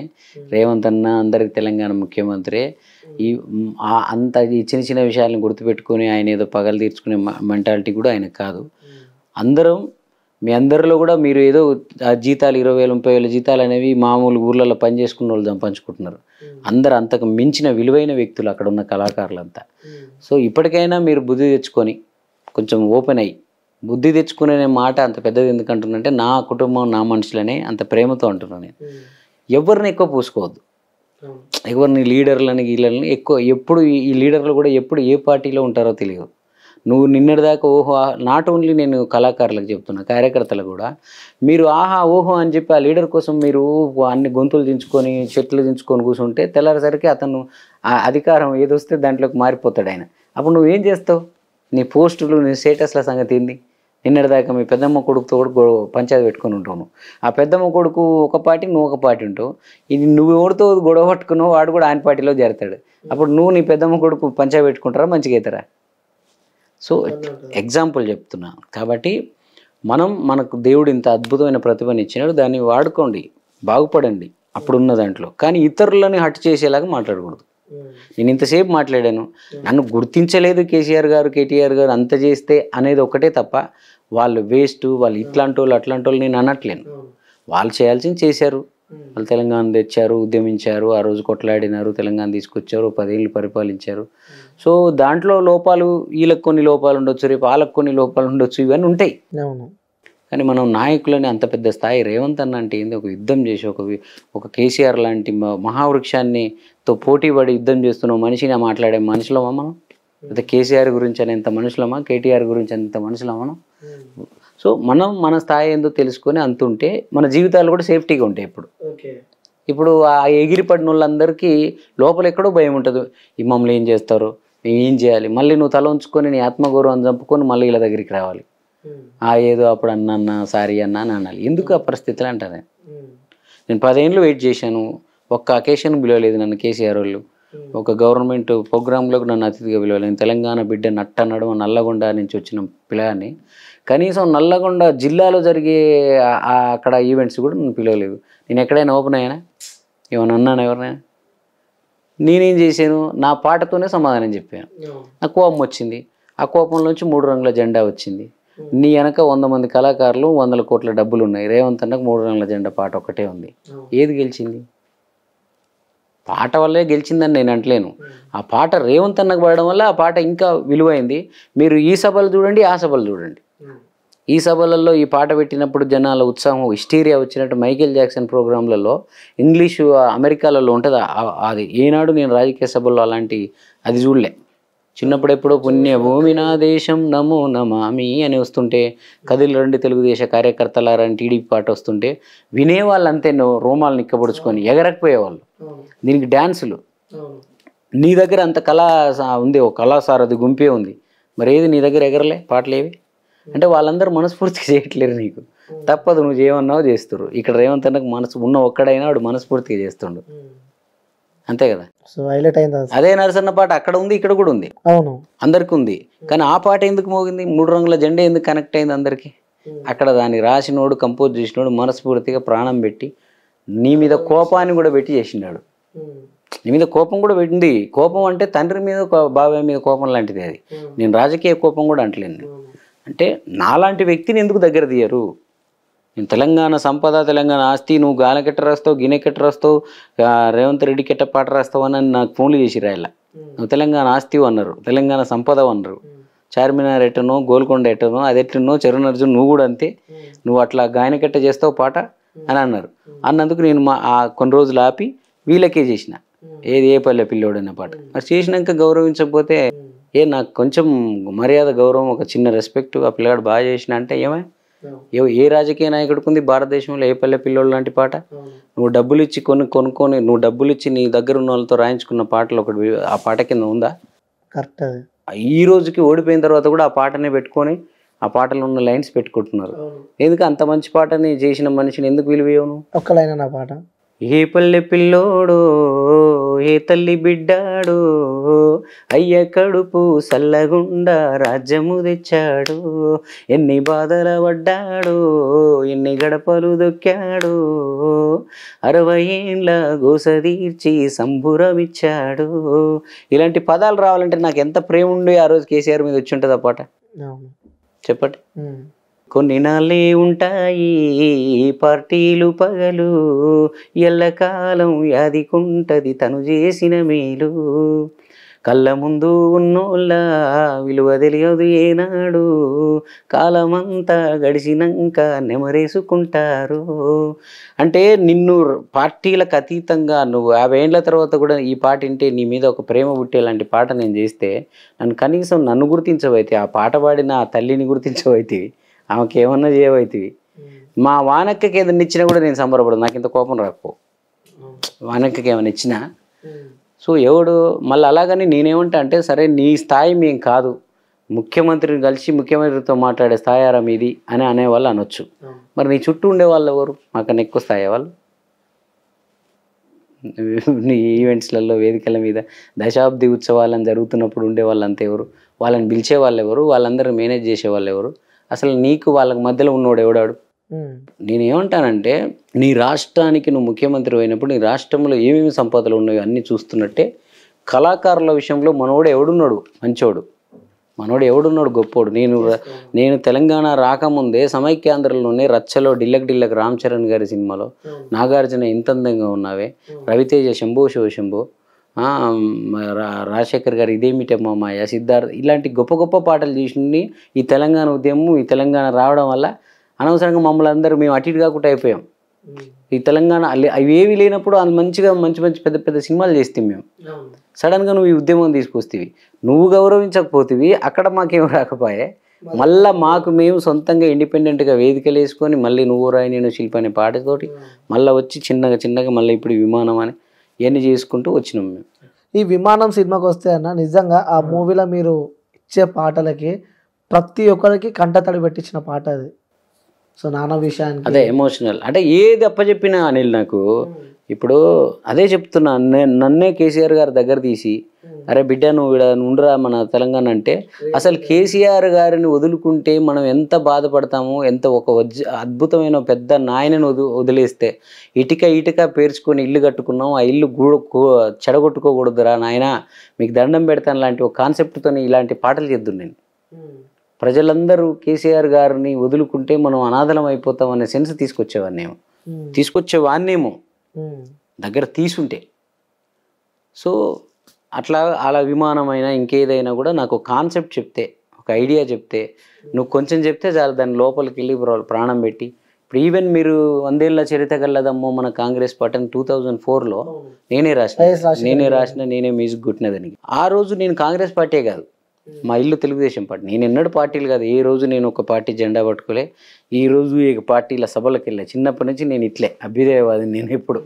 సో కానీ ఆ రోజు మా ఇంట్లో టీడీపీ అయినా కూడా కాంగ్రెస్ వాళ్ళు నన్ను పిలిచి పాట చేయమన్నప్పుడు, ఆ రోజు కోమటిరెడ్డి వెంకరెడ్డి గారు రాజగోపాల్ రెడ్డి గారు చేయమన్నప్పుడు ఆ పాటలోకి వెళ్ళిన తర్వాత నాకు ఏ వివక్షలు ఉండవు, ఇంకా దానికి ప్రాణం పెడతా అంతే. సో అలాగే ఏ పని చేసినా, ఇప్పుడు ఇంత నేను రేవంత్ అన్న మనిషిని ఉండి రేవంత్ అన్నతో వండుకుంటూ కూడా ఏ పల్లె పిల్లోడు లాంటి ఒక గొప్ప పాట చేసిన అది రేవంత్ అన్నకు చెప్పే చేసిన. అక్కడ నుంచి రెస్పాన్స్ ఏ విధంగా చూపిస్తా, ఆయన చాలా అద్భుతంగా ఉంది, అసలు చూస్తూ ఉంటే నాకే ఏదో అవుతుంది, భలే ఉంది చిన్ని కాన్సెప్ట్ అన్నాడు. ఇదే అన్న ఈ దేశంలో ఉన్న అందరు ప్రముఖుల విజయం సాధించిన ప్రతి వ్యక్తి కథని పాట రూపంలో నేను పెట్టి ప్రజలకి భావితరాలకు అందించాలని ఒక కాన్సెప్ట్ అన్న నాకు ఇది. అది నీ గురించి చేస్తా, ఆయన గురించి చేస్తా, ఇంకోరి పార్టీలకు అతీతం ఇది, ఇందులో వ్యక్తిగతమే ఉంటుంది కానీ పార్టీలు సిద్ధాంతాలు ఉండవని చెప్పి. సో ఆయనకు కూడా ఏముంటుంది, ముఖ్యమంత్రి ఉన్నాడు సరే మా చిన్నిని పిలిస్తే తనకు కూడా ఏదన్నా గవర్నమెంట్ల పరంగా ఏదో వాళ్ళకు బలం ఉంటుందని కోరుకుంటాడు. వద్దు నువ్వు అలాంటి చేయకనే అలాంటి సంకుచిత భావాలు రేవంత్ అన్న దగ్గర ఉండవు. సో అందుకే ఇవన్నీ తప్పిదాలు. అంటే నేను కళాకారుని కాబట్టి నేను కళాకోణంలో తప్పులు చెప్తున్నా, ఇంకా మిగతా ఇట్లాంటి తప్పులు చాలా ఉండుంటాయి. రాజకీయ పరంగా కాకుండా నీ మహారాజువు నువ్వు కళల్ని పోషించుకో, ఎవరు ఏ రాజైనా. రేపు రేవంత్ రెడ్డి అన్న అయినా బాబు గారు చూడండి, ఆయన హయాంలో ఎంతమంది గొప్ప గొప్ప వాళ్ళు వచ్చారు. వందే మాతరం శ్రీనివాస్ గారు, తరలుదాము రండి మనం జన్మభూమికి అనే పాట ద్వారా ఆ రోజు ఆయనని ఎంత గొప్పగా గౌరవించుకున్నారో వందే మాతరం శ్రీనివాస్ గారిని, రాఘవేంద్రరావు గారు. సో ఆ రోజు ఆ స్టూడియోలు ఆ రోజుల్లోనే చెన్నై నుంచి హైదరాబాద్ షిఫ్ట్ అవ్వాలి సినిమా ఇండస్ట్రీ అంటే మర్రి చెన్నారెడ్డి గారు వాళ్ళు వింటుంటాం మనం. ఇప్పుడున్న జూబ్లీ హిల్స్, ఫిలిం నగర్లు, అన్నపూర్ణ, రామనాయుడు ఈ స్టూడియోలన్నీ కూడా ఆ రోజు ప్రభుత్వాలు ఆ సినిమా ఇండస్ట్రీని ఇక్కడ మీరు సెట్ అవ్వండి అని చెప్పి వాళ్ళందరికీ చేయూతనిస్తే అక్కడి నుంచి చెన్నై నుంచి హైదరాబాద్ వచ్చి నిలబడగలిగింది ఇండస్ట్రీ. 10 ఏళ్ల తెలంగాణలో తెలంగాణ వాళ్ళు సినిమా ఇండస్ట్రీలో ఎవరెవరు ఉన్నారు, మీరు ఏం బాధలు పడుతున్నారు, మీకు ఏం కావాలని చెప్పి అడిగిన నాదుడు ఉన్నాడా? అంటే మంత్రి ఉండగా వాళ్ళకి సంబంధించి ఏ మంత్రి? సినిమాటోగ్రఫీ ఏది ఆయన సినిమాటోగ్రఫీ మంత్రి సంబంధం లేదు. కళాసారథి చైర్మన్ అనే ఆయన ఒక అన్న ఉన్నాడు. అతను అట్లీస్ట్ ఆయన నాకు బాగా క్లోజ్ ఆయన. మరి ఆయనన్నా అరే ఏ పల్లె పిల్లోడ పాటలు పాడరు, మిమ్మల్ని ముఖ్యమంత్రి దగ్గర తీసుకుపోతారా, అరే మీకు ఆయనతో మాట్లాడిస్తారని అతనికి ఒక చొరవ తీసుకోడు. ఎవరి కాళ్ళు వాళ్ళని నింపుకోవాలి, వాళ్ళదే. అంటే ఇంకొకడు వస్తే మమ్మల్ని ఎక్కడ డామినేట్ చేస్తాడు. ఈ విశాల హృదయం లేదు మన తెలంగాణలో. ఇప్పుడు నేనున్నా, నాకు నిజంగా రేవంత్ అన్న ఏమైనా అవకాశం ఇస్తాడా ఇవ్వడో తర్వాత వచ్చాడు, ఇస్తే మాత్రం నేను అందరిని తీసుకొని పోతా. ఇక్కడ వీళ్ళ దాంట్లో నలిగిపోయిన అందరిని కూడా తీసుకొని పోయి కూర్చోబెట్టి వీళ్ళందరికీ ఏదైనా చేద్దామన్నా అంట నేను. ఎందుకంటే నాది నాకుంది, నేను పార్టీల మీద ఆధారపడలేను, నేను ఇంకెవరి మీద ఆధారపడలేను. నేను నా సినిమా ఉంది, నాకు సినీ కళమ్మ తల్లి నన్ను ఎప్పుడు కడుపులో పెట్టుకునే చూసుకుంటుంది. నా సినిమా డైరెక్టర్లు ఉన్నారు, ఆయన నేను ఇదంతా మాట్లాడాల్సిన అవసరం కూడా లేదు, ఇక్కడ రావాల్సిన అవసరం కూడా లేదు. కాకపోతే ఏంటంటే బాధ, తెలంగాణ వచ్చి కూడా మనం ఏంది ఇంకా ఇట్లే ఉన్నామని. సో అన్న ఇంకా మీరు వాడిన ఆ పాటను చూసారా అభిమానం సినిమాలో? అవును. సో పాట అంటే నాకు ఫుల్ ఇష్టం అన్న, ఒకసారి నా కోసం ఆ పాట నిజంగా నేను ఏదైతే ఊహించి చేశానో, అంటే కొన్ని పాటలకి మనమేం బ్రహ్మదేవుళ్ళం కాదు, ఇది అనుకుంటే అది జరగడానికి. కానీ నాకు ఎందుకో పాటల విషయంలో అన్నీ అలాగే జరుగుతాయి. ఇప్పుడు ఇందాక 3 రంగుల జెండా ఎలా అయిందో, ఈ విమానంలో పాట చేసేటప్పుడు నేను ఏమనుకున్నా అంటే, ఈ తండ్రి కొడుకుల బంధం మీద చేస్తున్న ఈ పాటే ప్రతి తండ్రి ప్రతి కొడుక్కి, ప్రతి తండ్రి ప్రతి కూతురికి ఒక యాంతం లాగా ఉండాలనుకున్నా. ఇప్పుడు ఇన్స్టాగ్రామ్ ఓపెన్ చేస్తే పొద్దుగాల ఫస్ట్ ఏదో ఒక ట్యాగ్ ఉంటుంది నాకు, అదే నువ్వు కన్న కలలే నెరవేరేను చూడు, అందుకే ఉన్నాడు మీ నాన్నే తోడు, దశరథ మహారాజే నాన్నై పుట్టాడు, నువ్వు రాముడంత ఎదగర నీడు, రేల రేల రేల రేల నింగి నేల. సో ఈ ప్రతి అంశానికి ఇది వాడాలి, ఇది వాడాలి అంతే అని నేను అనుకున్నా రోజంతే. ఒక్కొక్క లైన్ ఉంటే గూస్ బంప్ నిజంగా చాలా మంది ఏడ్చిరన్న ఆ సాంగ్కి. లిటరల్ ఇప్పటికీ కూడా స్టేటస్లు వస్తూనే ఉంటాయి ఆ సాంగ్స్కి. అట్లా క్రేజీ అయిపోయిందన్న మీ ఒక్కొక్క పాట వింటుంటే. అసలు అదృష్టం ఏంటంటే ఇండిపెండెంట్ సాంగ్స్ చేస్తున్నాము, ప్రైవేట్ సాంగ్లు కాబట్టి ఇలా వాళ్ళ జీవితాలు వాళ్ళ మూలాలు కాబట్టి వీళ్ళు కనెక్ట్ అవుతున్నారేమో. ఇది సినిమా కదా ఎలా అవుతారో అని చిన్న డౌట్ ఉండే అందరికీ. కానీ సినిమా చేసినా కూడా దాన్ని అంతే స్థాయిలో ఓన్ చేసుకున్నారు ఆ పాటని, ఆ సినిమాని. సో అన్న చివరిగా తెలంగాణ ప్రజలకు అలాగే మీ ఆ కళాకారులకు కవులకు మీరు చెప్పాలంటే ఏం చెప్తారన్న? ఇంకా నేను ఏం చెప్పాను, నేను చెప్పేటంత గొప్పని కాదు, ఇంకా అంత స్థాయి నాకు రాలే. కానీ అంటే చాలా మంది నేను తెలంగాణలో, నేను ఈ మధ్య కాలంలో కొన్ని ఛానళ్లలో ఇంటర్వ్యూ చేస్తుంటే ప్రతి ఛానల్లో డిజిటల్ ఫ్రెష్ అని ఏదో పేరుతోనూ ఒకటి కామెంట్లు పెడతా ఉండు. ఓకే, వాడికి నేను ఇంటర్వ్యూ ముఖ్యంగా ఏం చెప్తున్నంటే, అరే బాబు నా పాటల్లో విన్నంత ఎమోషనల్గా అంత సాఫ్ట్గా మేము ఉండము, నాకు ఒక టీం ఉంటుంది, నేను నెతికి అనవసరం కొడతారు చెప్తున్నా. ఇక్కడ నేను అదే ఇంతసేపు చెప్పింది కూడా అదే, మనం నెగిటివ్ భావాలతో చూడకూడదు, పెద్దోళ్ళతోని పెట్టుకోకూడదు, మనం ఎంతవరకు ఉండాలో. నేను ఇన్ని మాట్లాడుతున్నాను, నేను ఏమన్నా ఎవరినైనా సపోర్ట్ చేసినట్టుందా, ఇందులో ఎవరైనా కించపరిచినట్టుందా? రాజ్యం గురించి మాట్లాడుతున్నా, కళల గురించి మాట్లాడుతున్నా, కళాకారుల గురించి మాట్లాడుతున్నా. సో నేను ఏ పార్టీకి చెందిన వాడిని కాదు. నేను రేపు కేటీఆర్ గారు మళ్ళీ ఇప్పుడు సీఎం అయినా కూడా నేను కేటీఆర్ గారితో కూడా ఇలాగే ఉంటా. ఒకవేళ ఆయన చూస్తే ఇవన్నీ అరే ఇలాంటి ఒక అద్భుతమైన మనిషిని మనం ఎందుకు మిస్ చేసుకున్నాం మన అని ఒక తప్పు సరిదిద్దుకోవాలని నేను మాట్లాడుతున్నా. చెప్పకపోతే ఎట్లా చెప్పాలి? సో నాకు రేపు గవర్నమెంట్ వచ్చినా, రేవంత్ అన్న వచ్చినా, లేదా మళ్ళీ టీఆర్ఎస్ వచ్చినా, ఎవరు వచ్చినా నేను కీలకంగా ఉండి మన కళాకారుల పట్ల మన తెలంగాణ సంస్కృతిని ఇంకా అద్భుతంగా చేయడానికి నేను రెడీగా ఉంటున్నాను. నేను ఇది 10 ఏళ్ల నుంచి రెడీగా ఉన్నా. అప్పుడు నాకు కుదరలేదు, ఇప్పుడు కుదురుతుంది అనే ఒక ఆశ ఉంది. రేవంత్ అన్న వచ్చాడు కాబట్టి. కుదరకపోయినా నేను ఇదే స్టాండ్ మీద ఉంటా. నాకే శక్తి వస్తే నేనే చేస్తా. నేను పెద్ద సినిమాలు చేసి నాకు బాగా రెమ్యునరేషన్లు కోట్లలో తీసుకున్నాను అనుకోండి, నేను ఈ లక్ష్యాన్ని అయితే నా కళాకారులు, తెలంగాణ కళాకారుల కోసం గవర్నమెంట్ ఇస్తే గవర్నమెంట్, లేదంటే నా సొంతంగానే నేను చేయడానికి నేను ఎప్పటికీ నా కళల్ని కాపాడుకుంటా, నా సంస్కృతిని కాపాడుకుంటా. నేను మాట్లాడేది మొత్తం దీని గురించే. నాకు దీనికి అవకాశం రాకుండా పోయిందే అన్న బాధే తప్ప ఇంకొకటి కాదు. ఆయనకేదో ఇవ్వాలని భజన చేస్తున్నాడు, ఆయనకేదో ఇవ్వాలని ఇట్ట చేస్తున్నాడు, వీడు దుర్మార్గుడు, వీడు ఫ్రాడు, వీడు బ్రోకర్, ఇట్లా మాట్లాడుతున్నాడు వాడు. సో అంత ఈజీ కాదు తమ్ముడు, ఇట్లా చాలా నీలాంటి వాళ్ళు జరిగినాయి, అలాంటివి వద్దు. నేను మాట్లాడుతున్నంత కూల్ అయితే బయట ఉండదు. నిన్ను ఆల్రెడీ ఎతుకుతారు మా వాళ్ళు. సో అనవసరంగా ఇట్లాంటి మనకు మనమే గొడవలు, నన్ను ఏదో రాజకీయ కోణంతో చూసి విమర్శలు, స్టార్టింగ్ ఇప్పుడు రాజకీయ కోణం కాకుండా నన్ను ఆ కోణంలో చూసి నెగిటివ్ గా మాట్లాడకండి. నేను అనేది నన్ను చాలా మంది సెలబ్రిటీలు నెగిటివ్ మాట్లాడితే వదిలేస్తారేమో, నేను వదిలినా నా చుట్టూ వాళ్ళు వదలరు. ఎందుకంటే నేను చాలా స్వచ్ఛంగా నా ఎదుటి వాళ్ళకు 10 మంది కోసం నా పాటలు అలాగే ఉంటాయి, నా ఆలోచనలు అలాగే ఉంటాయి, నా పనులు అలాగే ఉంటాయి. సో నాలాంటి వాడిని కూడా అని రేపు ఇంకొకటి నాలాగా సమాజం గురించి ఆలోచించకుండా చేయొద్దు. ఇప్పుడు మీరే చూస్తారు, ఒకవేళ రేవంత్ అన్న నాకేమైనా చేసినా నేను ఏం చేస్తానో కూడా మీరు చూస్తారు ముందు. నువ్వే ఇంటర్వ్యూ చేయకుండా చూడవు. నేను అందరిలాగా స్వార్థంతోనో లేదా నా కోసం నేను చేసుకొని నేను అట్లా చేసేవాడిని కాదు. సో నాలాంటి ఏమైనా హట్ చేస్తే ఏమవుతుందంటే మిగతా వాళ్ళు కూడా ఎవరు గంత సమాజం కోసం ఆలోచించిన చరణార్జున్ని కూడా ఇట్లా మాట్లాడుతారు, మనకెందుకు రాబోయే అనుకుంటారు. సో కాబట్టి జాగ్రత్త, నా విషయంలోనే కాదు ఎవరి విషయంలో మన స్థాయికి మించి మాట్లాడకూడదు, లేని గొడవలు తెచ్చుకోకూడదు. మంచిగుండ్రి వచ్చింది ఈ మధ్యనే తెలంగాణ, కొన్ని నాళ్ళే అయ్యింది, మనకు తెలంగాణ వచ్చి కొన్ని నాళ్ళే అయింది, ముందు కళ్ళ చూద్దాం మంచి పరిపాలన అని చెప్పినట్టు ముందు పోతా ఉంటే అన్నీ అభివృద్ధి అవుతాం, మనం కూడా అవుదామంటా. నేను ప్రపంచం ఎక్కడుంది, ఆ గచ్చిబౌలికి అయిపోతే మనం అమెరికాలో ఉన్నామా హైదరాబాద్లో ఉన్నామా అనిపిస్తూ ఉంది. సో చదువు రానోడు, ఏమి అక్షరం ముక్క రానోడు కోట్ల గురించి మాట్లాడుతూ ఉంటాడు రియల్ ఎస్టేట్లో. సో తెలివి ఉంటే ఎక్కడికైనా పోవచ్చు, మనం ఏమైనా చేసుకోవచ్చు. గళ్ళ కూర్చొని ఊరికైనా అది ఉంది కదా ఎవరినైనా మాట్లాడవచ్చు అని చెప్పి మాట్లాడకూడదు, లేని కష్టాలు తెచ్చుకోకూడదు. రైట్ అన్న, మీకు పాడిన పాటలో మీకు ఏ పాట అంటే ఎక్కువ ఇష్టం? మ్యాక్సిమం అన్నీ ఇష్టం ఉంటాయి, సో మాకు కూడా మ్యాక్సిమం అన్నీ ఇష్టం. సో ఒక పాట చివరిగా మా వ్యూవర్స్ కోసం ఒక మంచి పాట పాడాలంటే ఏది పాడతారు? నాకు ఎన్ని పాటలు వచ్చినా నాకు ఆకలి పాట చాలా ఇష్టం. నేను ఆకలి మీద ఒక పాట చేసినాను. అంటే హైదరాబాద్ నగరంలో ఒక హైటెక్ సిటీ దగ్గర మనం సెల్ఫీ ఫోటో దిగుతాం, ట్యాంక్ బండ్ దగ్గర హైదరాబాద్ లవ్ యూ అన్న దగ్గర ఫోటో దిగుతాం. దాని వెనుకున్న బస్తీ, దాని వెనుకున్న స్లమ్ దగ్గర అదొకటి ఉంది, వాళ్ళు ఎలా బతుకుతున్నారు అని కూడా ఆలోచించాం. సో నేను ఎప్పుడు హైదరాబాద్లో ఎక్కడ అందమైన ప్రదేశాల్లో తిరిగినా, అందమైన రోడ్ల దగ్గర తిరిగినా ఇది బాగానే ఉంది, దీని వెనక ఎలా ఉండొచ్చు అని ఆలోచిస్తా. దాని వెనక జీవితాలు ఎలా ఉండొచ్చు, అలా ఆ కోణంలో పుట్టిందే ఆకలి. అందులో మంచి లైన్స్ ఉంటాయి. ఆ పాట నాకు ఎప్పటికీ ఇష్టం. అది ఆళ్ళు అమ్మే బొమ్మల్లో ఆనందాల సింబల్లో, రోడ్డు మీద బొమ్మలు అమ్ముతూ ఉంటారు కదా. సో వాళ్ళ బట్టలన్నీ మాసిపోయి ఉంటాయి పాపం, కానీ వాళ్ళ చేతిలో ఒక అందమైన బొమ్మ ఉంటుంది. ఆళ్ళు అమ్మే బొమ్మల్లో ఆనందాల సింబల్లో, వాళ్ళకెప్పుడు వస్తాయో సంబరాలు బతుకుల్లో, వాళ్ళ ఆకలి చూపుల్లో అర్థమెవడికి కావాలో.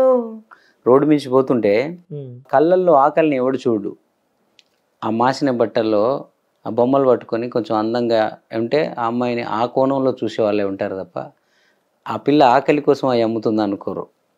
వాళ్ళ ఆకలి చూపుల్లో అర్థమెవడికి కావాలో, నగర మురుకుల పరుగుల్లో నలిగిపోయే అన్యుల బతుకుల్లో, ఆనందాలు తరువాత ఆకలి తీరాలు, ముందల ఆకలి తీరాలు, ఆనందాలు తరువాత ఆకలి తీరాలు, ముందల ఆకలి తీరాలు, బంగులాలో అలంకరణకై బొమ్మలెన్నో చేసే బతుకు, గుడిసెలో నా కాళ్ళు ముడుసుకొని మింగుతున్నది పచ్చడి మెతుకు, మనుషులేమో బండ్లు గట్టుకొని గుడికి పోతారు దేవుని కోసం, దేవుని ముందే కూసోని కొందరు ఎదురు చూస్తారు మనుషుల కోసం. అర్థమైందా నీకు? ఇది దేవుడి దగ్గర చాలామంది దేవుణ్ణి ఎక్కడెక్కడో దూర తీరాల నుంచి ప్రాంతాల నుంచి దేవుణ్ణి చూద్దామని అడికొస్తారు, కానీ అక్కడ దేవుడి దగ్గరే కూర్చున్న బిచ్చగాళ్ళంతా ఎప్పుడొస్తారా మనుషులని వెయిట్ చేస్తూ ఉంటారు. సో మనిషి గొప్ప, దేవుడు గొప్ప, ఎవరు ఇందులో గొప్ప? ఎవడి ఆకలి ఎవడు తీర్చును, మనిషి గొప్ప దేవుడు గొప్ప, ఏమన్నంటే నాస్తికుడంటారు ఎందుకిట్లని అడిగితే తప్ప, కులము మతము వర్గం వర్ణం లేనిదొకటే ఆకలి దూప. ఆకలి దూప కుక్కదానికి ఈ దేశంలో కులం లేదు, మతం లేదు, ప్రాంతం లేదు. నీకు ఆకలి అవుతుంది, నాకు ఆకలి అవుతుంది. ఒక పెద్ద కులాలందరూ ఒక కాడ కూర్చోబెడితే ఒక 2 రోజులు అట్నే కూర్చోంటారు. అంటే నాకు పెద్ద కులం చేయడం నాకు ఆకలి కాదు అని గంభీరంగా ఉంటాయని కుదరదు ఆయనకి. ఆయన కూడా ఆకలి అవుతుంది. సో ఆ రెండింటికి మాత్రమే ఇంకా ఎందుకో కులము, మతం, వర్ణాలు అనేవి అంటలేదు. మిగతా అన్నిటికీ అంటేసాయి. కులము, మతము, వర్గం, వర్ణం లేనిదొకటే ఆకలి దూప. కుర్రవాడు ముసలి ముతక పొట్ట తిప్పలు ఎన్నని తెలుప. ఆకలి అంటే దేవుడు రా రూపున వస్తాడు, మనిషితనం గమనిస్తాడు. ఆ కారణమేది అయినా ఆకలి తీర్చే గుణం ఉంటే మనిషే దేవుడు అవుతాడు.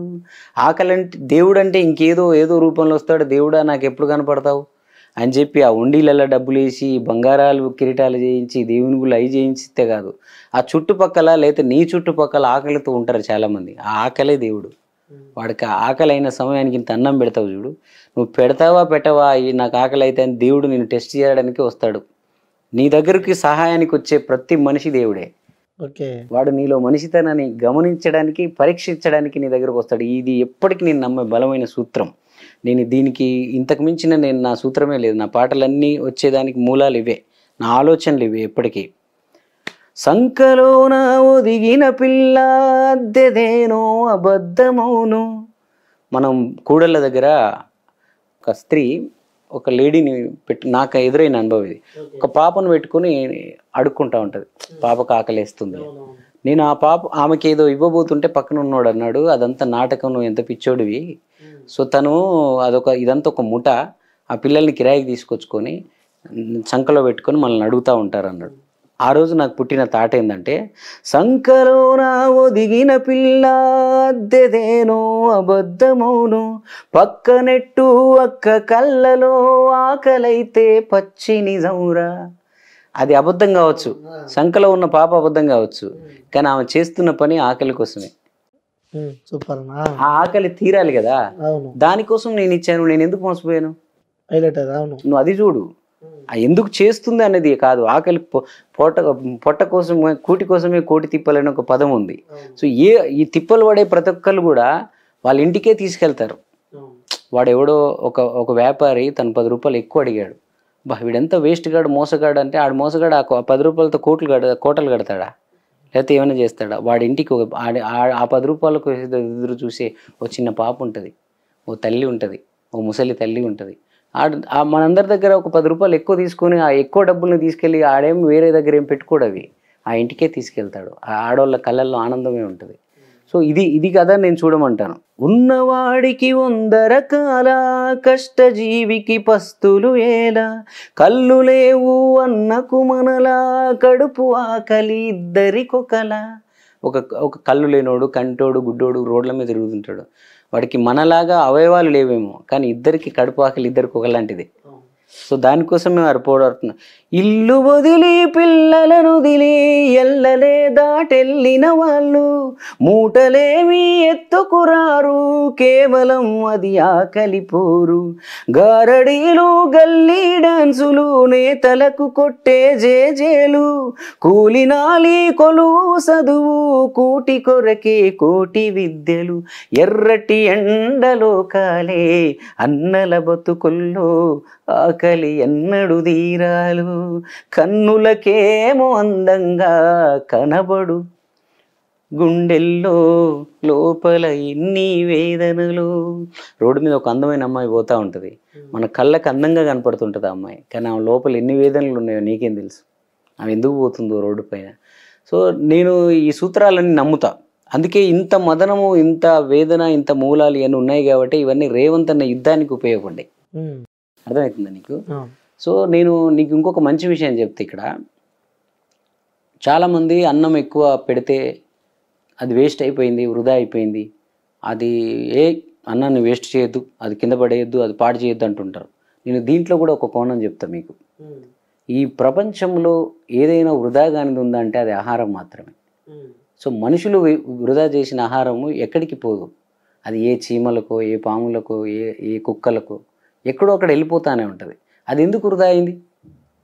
సో మనం ఈరోజు వండుకున్నాము, లేకపోతే మన వరకే వండుకున్నాము, మన వరకే తినేసి మెతుకు లేకుండా గిన్నె గడిగేసాం, ఆహా మేము చాలా గొప్ప వాళ్ళం కాదు. వండు, ఎక్కువ వండు. ఎవరో ఒక మనిషి ఆకలితో వస్తాడు ఇంటికి, ఆ మనిషి రాకపోతే అది రేపు పాడైపోతే అదేం వేస్ట్ అవ్వదు. దాన్ని తీసుకెళ్ళి నువ్వు చెత్త బుట్టలోనో ఎక్కడో వేస్తే అక్కడ కూడా ఏదో ఒక జీవి వచ్చి తింటుంది. ఆహారం మనుషులే తినాలని లేదు, పక్షులు తింటాయి, కుక్కలు తింటాయి, నక్కలు తింటాయి, ఏదో ఒకటి తింటుంది కదా.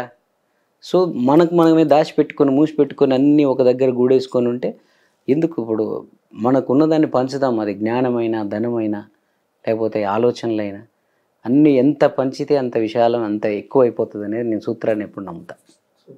రేపు రేవంత్ అన్న నాకేమైనా చేసినా, నాకు ఏదైనా బలం ఇచ్చినా, కేసీఆర్ ఇచ్చినా, ఇంకెవరు ఇచ్చినా, నా కళాకారులకు, నా ప్రజలకు, నా వాళ్ళందరికీ నేను కళల వరకే చెప్తున్నా. ప్రజలంతా నాకు అంత నాలెడ్జ్ లేదు, నాకు అంత విస్తృతమైన ఆలోచనలు కూడా లేవు. కళాకారుల వరకు ఇప్పుడు విద్యార్థులకు ఉద్యోగాలు రాలేవు, లేకపోతే అమరవీరులు, తెలంగాణ ఉద్యమకారులకు ఏదో లేదు. ఇవన్నీ నా సబ్జెక్టులు కావాలి.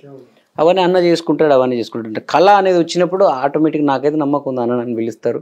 ఈ కళాకారులను ఏం చేద్దాం, తెలంగాణ కళలను ఏం చేద్దాం అన్న దగ్గరికి వచ్చినప్పుడు మాత్రం నాకు ఏ మాత్రం బలం వచ్చినా, ఈ గవర్నమెంట్లో వచ్చినా, వచ్చే గవర్నమెంట్లో వచ్చినా, అసలు రాకపోయినా, నా సొంతంగానైనా నేను నా కళ, నా తోటి కళ, నన్ను ఇంత పెద్దవాడిని చేసి ఇలాంటి క్యూబ్ టీవీలో ఈరోజు కూర్చొని మీతో మాట్లాడగలిగా చేసింది నా కళే, నా పాటే. సో నా తోటి పాటగాళ్ళకి, నా తోటి కళాకారులకి ఎప్పటికైనా నేను ఒక బలమైన వేదిక, మహావృక్షం అవ్వాలని కోరిక ఉంది. అది తప్పకుండా అవుతా. రైట్ అన్న, థ్యాంక్ యూ అన్న, థ్యాంక్ యూ సో మచ్. మీరు అనుకున్న గోల్స్ కూడా రీచ్ కావాలని చెప్పి మనస్ఫూర్తిగా కోరుకుంటున్నా.